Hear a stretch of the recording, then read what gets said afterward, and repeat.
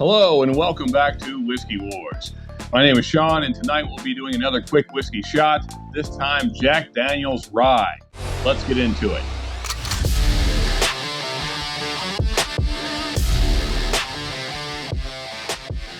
Okay, here is our bottle for this evening, Jack Daniels Rye. I think most of you probably know the history of Jack Daniels, but we'll go through it real quick just in case. So Jack Daniels was orphaned at a young age, and he was adopted by a man named Dan Call. Now Dan Call sadly owned slaves, and one of those slaves was named Nathan Nearest Green.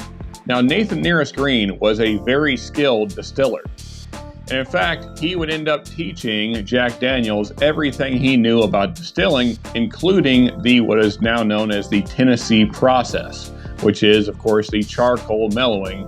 So they send the whiskey through a huge vat of charcoal, and it takes a long period of time, hours and hours, that the whiskey goes through all this charcoal, and then it comes out the other end, and that is the mellowing process that Jack Daniels uses. And of course, a lot of Tennessee whiskeys use this same process.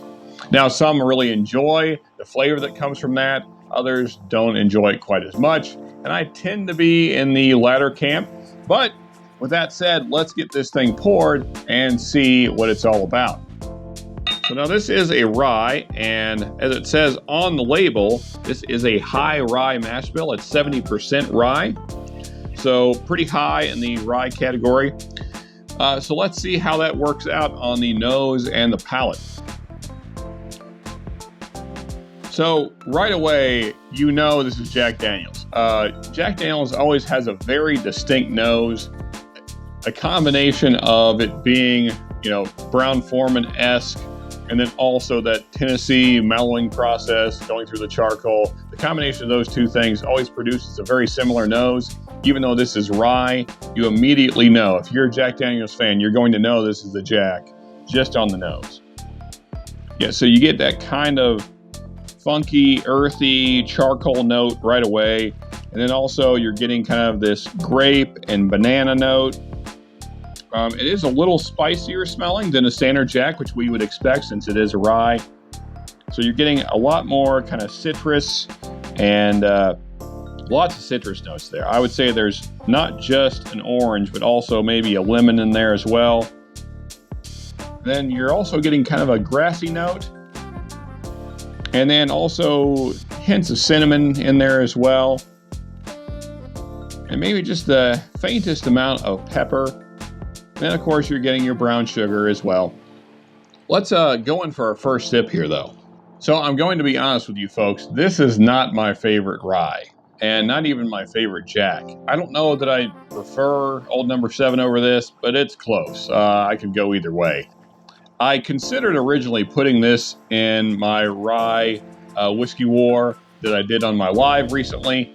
And after kind of tasting it and tasting some others that week previous to the live stream, which by the way, if you haven't seen that, go check it out.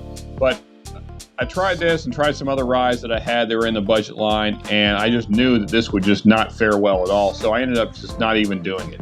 I chose 4 others, and I think those were a lot closer. So the issue with this that I have is that the Jack Funk that I kind of describe, that's really present in this rye. Now, if you like that kind of charcoal, earthy note, and also kind of that slightly astringent kind of artificial grape note, then maybe you're going to really like this. So if you're a Jack Daniels fan and you want to try and get into rye, then I guess you're really going to like this, I would guess. But I think, unfortunately, that kind of covers up some of the other stuff that you smell on the nose. You're not getting much of the citrus. You're not getting a whole lot of the brown sugar. There's maybe a little bit. And there's maybe hints of spice. Let's get one more sip here and see what else we can get. Yeah, there's also kind of a licorice note, which I also don't really care for. The Bullet Rye has that as well. So if you like those flavor notes, then maybe you're going to like this more than I do.